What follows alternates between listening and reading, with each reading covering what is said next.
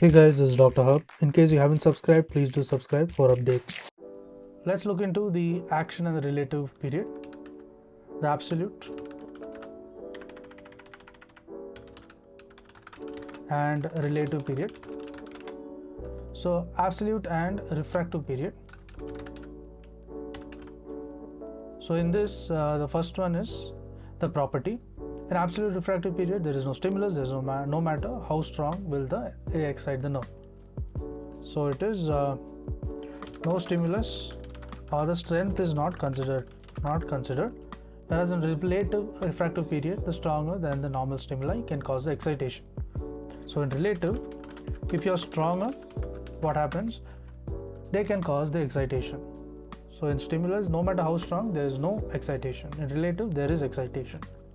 The period is in absolute refractive period. The period is from the time the firing level is reached until the repolarization is about 1/3 complete.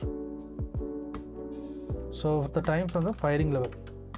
So firing level is reached until the repolarization. Depolarization is about 1/3.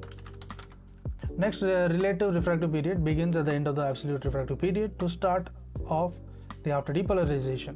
So it begins at the end of the absolute refractive period to the start of the after polarization. After polarization. Next is we look at the basis. So absolute refractive period, it is the closure of the inactivated gates of the sodium channels.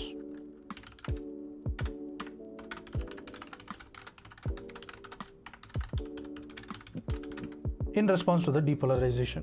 Whereas in case of the refractive or relative refractive period, the sodium channels are reset and can open upon arrival of the stronger stimuli. So sodium, it opens when in case of a stronger stimuli, and potassium remain open. What happens to potassium? It remains open. To learn and grow daily like this, please do subscribe.